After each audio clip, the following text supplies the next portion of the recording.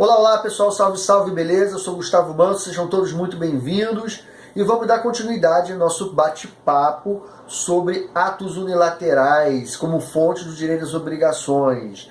Na verdade, esse vídeo eu dividi em dois vídeos. No vídeo anterior eu recordei os atos unilaterais, enumerei cada um deles, né? Promessa de recompensa, gestão de negócios, pagamento indevido, enriquecimento sem causa, não é?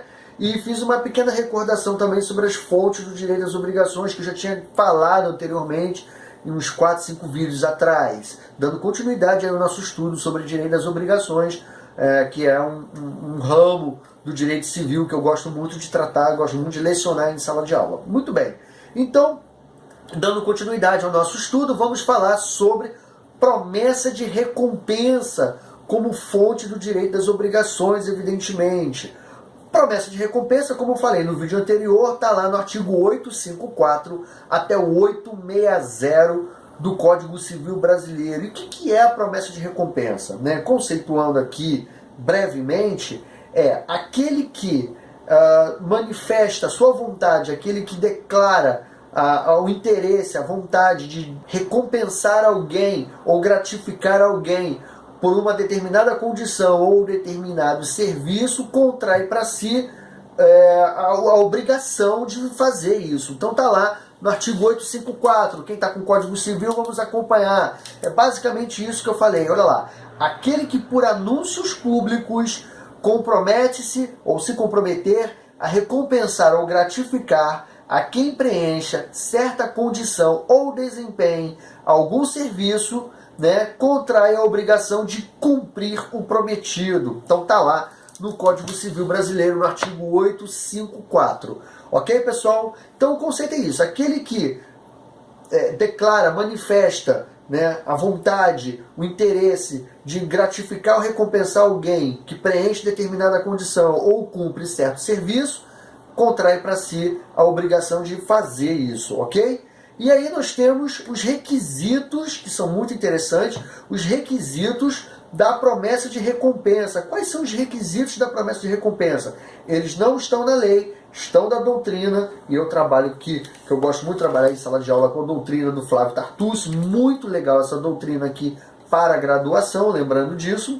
Quais são os requisitos, quais são os pressupostos para a promessa de recompensa? Primeiro, número 1, capacidade da parte que emite a declaração. Lógico, evidentemente, ele deve ser maior, deve ser capaz, ele deve estar no pleno gozo de suas faculdades, exercendo aí os atos da vida civil, porque uma vez que ele declara a sua manifestação, que ele manifesta, aliás, a sua vontade, a sua intenção, ele fica evidentemente obrigado a cumprir aquilo ali. Depois nós temos licitude do ato. O ato deve ser lícito. Ele não pode ser, eu não posso prometer, a pessoa não pode declarar como pagamento, como recompensa, uma coisa ilícita, um ato ilícito. E por fim, a publicidade do ato. O ato deve ser público, ou seja, a pessoa deve tornar isso público para que haja interessados em cumprir aquilo ali e, é claro, vai haver a vinculação da sua manifestação com o direito da obrigação, ok? Uma regrinha muito interessante é que se alguém cumprir o ato, você evidentemente está obrigado a cumprir a obrigação. Mas se a obrigação for cumprida ou ela simplesmente deixar de existir, como é que você faz para retroagir essa declaração da vontade? Evidentemente pela publicidade do ato. Então, se você tornou público por meio da internet uma determinada obrigação, é pela internet que você vai desfazê-la. Se for um anúncio num veículo de comunicação, evidentemente você tem que desfazer essa declaração ou informar para as pessoas interessadas que o efeito daquela declaração já acabou. Mais comum, meus queridos amigos, são aqueles cartazes que nós vemos em postes, telefones públicos, estabelecimentos comerciais, oferecendo recompensa por animais perdidos. Vou colocar um aí para você ver, olha só. Viu só? Então, esses cartazes oferecendo recompensa por alguns animais perdidos, né, eles vinculam a declaração daquele dono, daquele proprietário do animal, né, a pessoa que o encontrar. Então a pessoa que encontrou o animal, evidentemente, deverá receber a recompensa prometida pelo dono do bichinho que fugiu ou se perdeu, ok? E aí, da mesma forma que houve a publicidade oferecendo a recompensa pelo animal perdido, deverá haver também a publicidade informando que aquele animalzinho já foi localizado e aí desfazendo o vínculo obrigacional. Tá legal, pessoal?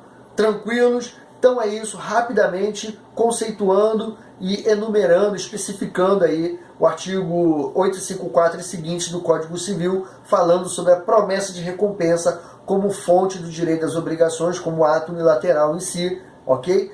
E uma matéria aí, um tema muito importante, muito legal do direito civil brasileiro, do direito das obrigações. Tá legal? Então eu vou ficando por aqui, sou Gustavo Manso, um grande abraço para todos, até o próximo vídeo, se Deus quiser. Bye, bye, tchau, tchau.